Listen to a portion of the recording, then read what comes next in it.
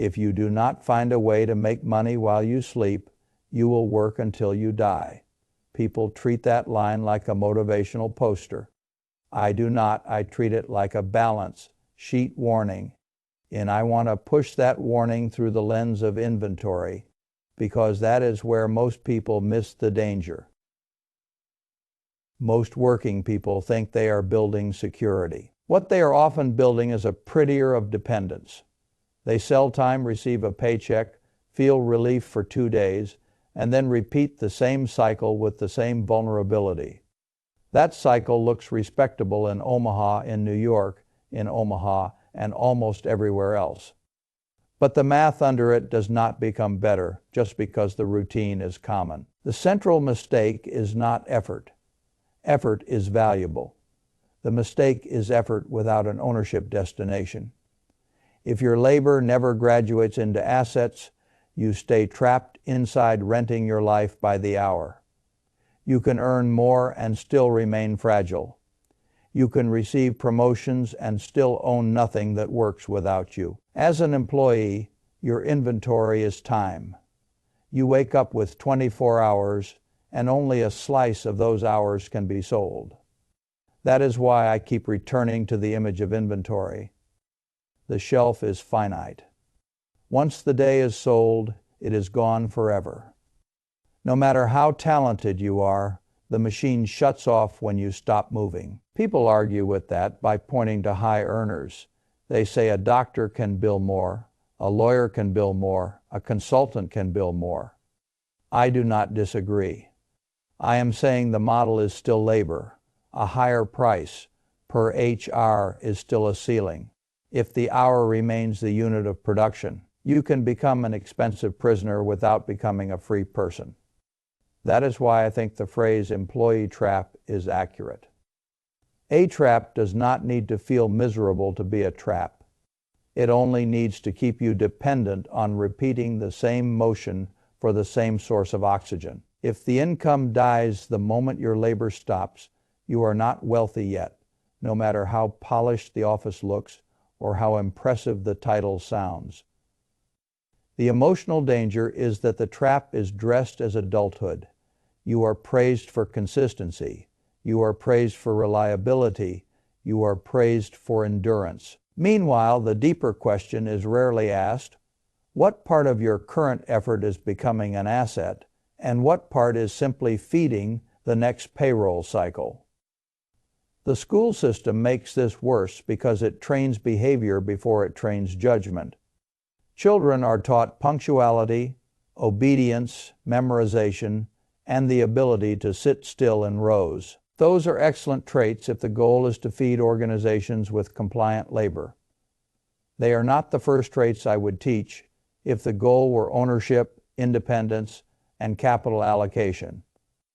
Notice what rarely gets taught with equal seriousness: how to read a cash flow statement, how to think in terms of acquisition costs and lifetime value, how to turn skill into distribution, how equity outruns wages over long periods, how tax structure rewards one type of behavior and punishes another. I am not saying formal education has no value. I am saying most people leave the system fluent in earning and nearly illiterate in owning. That is how the school-to-worker pipeline stays full. Society gets excellent workers who never develop an owner's operating system. Then the person enters adulthood with a map that ends at salary. He becomes more polished, more certified, more employable, but not necessarily more free. If the map is wrong, greater speed just gets him to the wrong destination faster. That is why intelligence alone does not rescue people from the trap. The paycheck itself creates a psychological loop that is stronger than most people admit. It is not just money. It is relief, validation, rhythm, and proof that the month did not beat you. That is why I call it conveyor belt. The body learns to celebrate the deposit while ignoring the structure that made the deposit necessary. Once that loop is formed, people stop evaluating their life by net freedom and start evaluating it by whether the next deposit still arrives on time. That is how dependency becomes normalized. The same person who would call a supplier concentration risky in business will tolerate total income concentration in his own life. A paycheck feels safe because it is visible and recurring, but visibility is not the same thing as durability. If all your certainty comes from one external payer, your life is sturdy only while that payer stays generous. The deeper structure underneath the paycheck may still be renting your life by the hour, which means the comfort is real, but the resilience is weak. That is why some people keep working long after the financial gap has narrowed. They are not only chasing money, they are defending the emotional architecture that the paycheck created. To them, retirement feels less like freedom and more like the loss of a narcotic rhythm. This takes us to the difference between linear effort and exponential outcome. Most labor is linear. You work an hour, you get paid for an hour. You work more hours, you get paid more. That seems natural, because that is how nearly everyone around you lives. But natural is not the same thing as wealth creating when the objective is freedom. Wealth at scale tends to come from ownership structures where effort and outcome separate. You put in intelligent effort early, then the asset continues to produce beyond the hour you personally spent. That is the logic of equity royalties, scalable software, distribution systems, and productive capital. It is the reason the school-to-worker pipeline conversation cannot stop at salary. I am not telling people to despise work.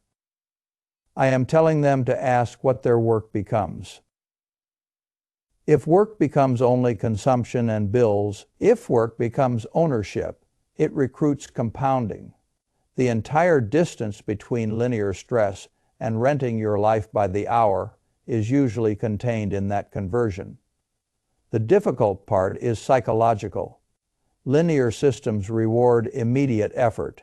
Exponential systems require patience, delayed certainty, and often embarrassment in the early stage. That is why so few people build them. They would rather receive a predictable reward from a visible boss than an uncertain reward from an asset that is not mature yet. Society makes the trap harder to escape because it rewards appearances that are often anti-wealth. Busyness is treated as virtue. Exhaustion is treated as seriousness. The person wearing the conveyor belt of constant work gets social credit even if his financial structure is weak. I have noticed that many employees are more afraid of looking idle than of being dependent. That is a terrible hierarchy of fears. If the crowd applauds your captivity, the applause is still not freedom. It is only social perfume sprayed over fragility.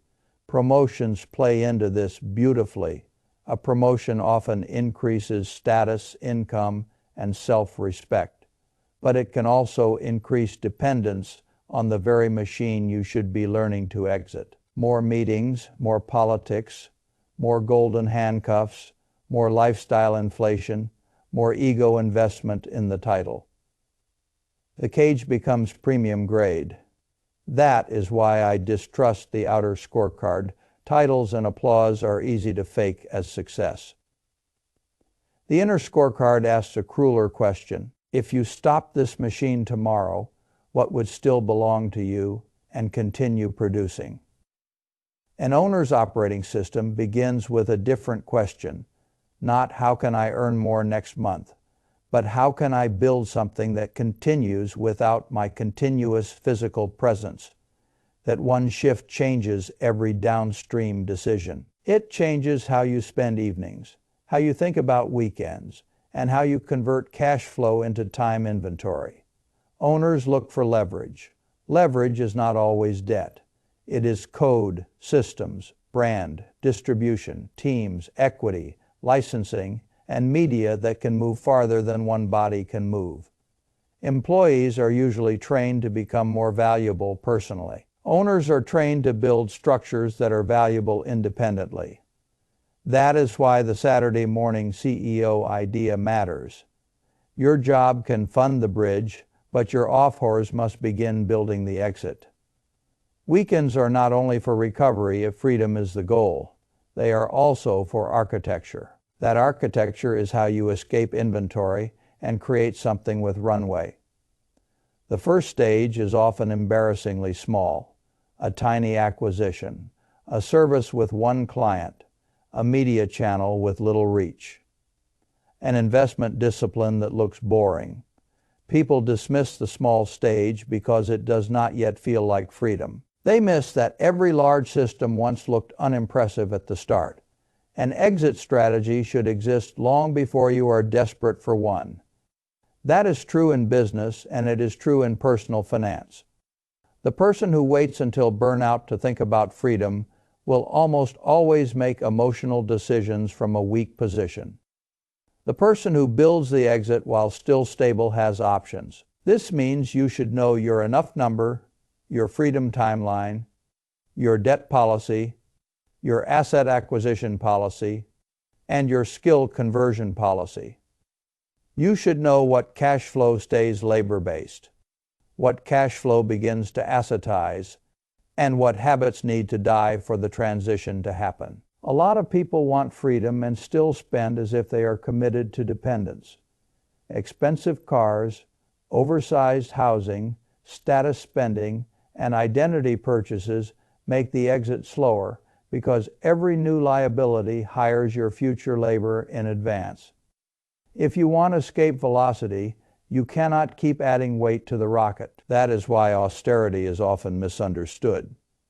The point is not misery. The point is strategic force. Every spared dollar can become a worker that labors for you later, instead of a servant you must feed forever. I want to end where every serious money discussion should end, with old age and honesty. Imagine yourself at 90 sitting quietly, with no title left to hide inside. Would you be proud that you optimized the outer scorecard, or would you wish you had built the inner one sooner? The rocking chair test strips away excuses. At 90, no one cares how busy your calendar looked at 47. No one cares how many meetings you survived.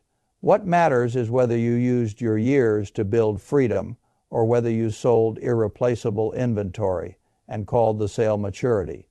That is why I am not telling people to quit in a burst of fantasy. I am telling them to stop worshiping the model that keeps them dependent. Use your current salary as fuel if you must, but treat it as bridge capital, not as the destination.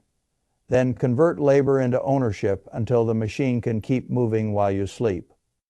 When you judge the decision later, judge it by this standard. Did you stop selling the one asset you could never replenish without building anything that could outlive the sale? Or did you convert effort into an engine that gave you back time? That is the only ending that interests me. If I were translating this into action, I would start very simply. Audit every dollar of lifestyle inflation that keeps you tied to labor. Choose one asset path you can understand. Commit a fixed percentage of cash flow to ownership instead of random consumption. Build one small system outside the job and protect it with seriousness. Then I would watch behavior, not slogans. Do you spend weekends constructing the exit or anesthetizing the stress of dependence? Do you use raises to accelerate freedom or to decorate the cage? Do you buy applause or do you buy leverage? The answers to those questions say more about your future than your current title ever will.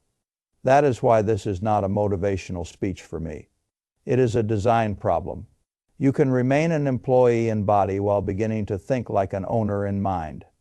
And once the mind changes, the calendar, the money, and the life start to change with it. Now let us move to the tax layer, because this is where the game stops being philosophical and becomes brutally mechanical. If you work for wages, the government stands in front of the cash flow with open hands. You pay before the money becomes fully yours. That is what I mean by tax drag. The laborer enters the system already leaking. Let me bring this down from theory to a person. Michael from Omaha worked as a software project manager. From the outside, the career looked successful. Good income, stable trajectory, respectable title, and the kind of life people call solid. But the inner math was all employee trap. The money arrived because the body kept showing up. Michael kept telling himself that one more promotion would create breathing room. What it actually created was more dependence on the machine, more lifestyle commitments, and more ego tied to the title. The income improved faster than the freedom did. That is one of the cruel jokes of the system. Many people are promoted deeper into captivity. The turning point came when the household finally listed every asset that would still work if employment stopped tomorrow. The list was shorter than expected. The savings were real, but the systems were thin. There was not enough ownership, not enough independent cash flow, and not enough designed optionality. That inventory check changed the conversation overnight. What followed was not a fantasy leap. It was a methodical conversion. Debt was reduced. Consumption was trimmed. Weekend hours were redirected. A small ownership base was built and then expanded. That is how renting your life by the hour starts in the real world. Not with drama, but with reallocation. That case matters because it shows the bridge principle clearly. The salary can fund the escape if you stop treating the salary as the destination. Use labor to buy assets, use assets to buy time, then use time to think more clearly and build better assets. That loop is the opposite of the worker loop. Most people never complete that conversion because they remain loyal to the wrong scoreboard. The scoreboard says promotion, bigger salary, nicer symbols.